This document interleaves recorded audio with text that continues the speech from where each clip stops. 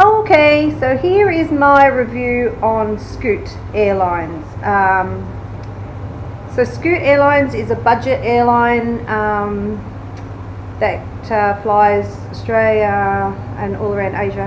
And I got some pretty cheap flights considering that it is January here and that's our peak season. I'll pop the prices that I paid up on the screen because I can't think of them off the top of my head. But look, in a nutshell, for a cheap airline, I found it fine. My flight left Melbourne about 45 minutes late. Not a big deal. It's a really basic plane. We didn't even have any screens on the back of the seats or anything like that. So it was really, really low budget. Meals were not included. I took my own lunch. It says on the ticket that you can't take lunch with you or food with you, but I had some snacks and nobody said anything. I was over my baggage limit, but from Melbourne, nobody weighed my bags. I was probably over by about 2 kilos. I just had check-in luggage. So check-in luggage is 10 kilo, which is a bit better than the normal 7. So that was all fine. Bought myself a cup of tea. That's all I bought. It was just like $4. You could pay Australian or Singapore or Malayan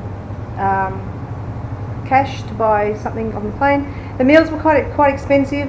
$15 for a tiny little meal of like rice and chicken. So I would say probably take something yourself. It landed about half an hour late, so they made up for some time in the air.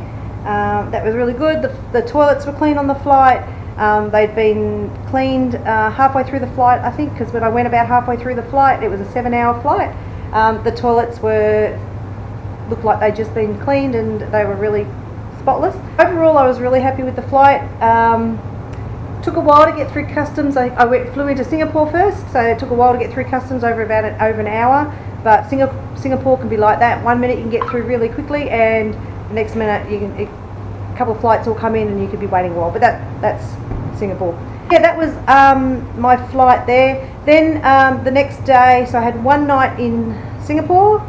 Flew out 8 o'clock, about 7:45, from Singapore to Kuala Lumpur the next morning. When I checked, I'd already had my boarding pass from Melbourne. They'd already given me my boarding pass, but a guy still wanted to check, and I hadn't taken a lot of my stuff out of my luggage, so I was actually now 4 kilos over my bag limit. So the guy pulled me up, weighed my bags. This was a guy from Scoot, and said, "Nope, sorry, you're over the limit." I think it was $40. He wanted $40. So I said, "Hang on a minute," and I ran off around the corner and I unloaded as much as I could. When I went back, because he held my boarding pass, he didn't give me my boarding pass back. When I got back to the airport, when I got back to the guy, he weighed my bags again. This time I was 2 kilos over my luggage limit. And I said, "Okay, well, it is what it is. If I have to pay, I have to pay." And he said, "No, that's okay, you go through." So good on you, Scoot. I would have been really disappointed if I had to have paid $40 for 2 kilos over my limit, but the guy let me through, so that was okay. So I'll be a bit more careful on the way home. What I've decided to do on my flight home is I've bought a few souvenirs, but not too much, but that will put me over my limit. So what I'm going to do when I get to Penang is I'm going to actually mail back all of my souvenirs. So I had a look online. It's probably going to cost me about 85 ringgit, which will be 35 Australian, something like that.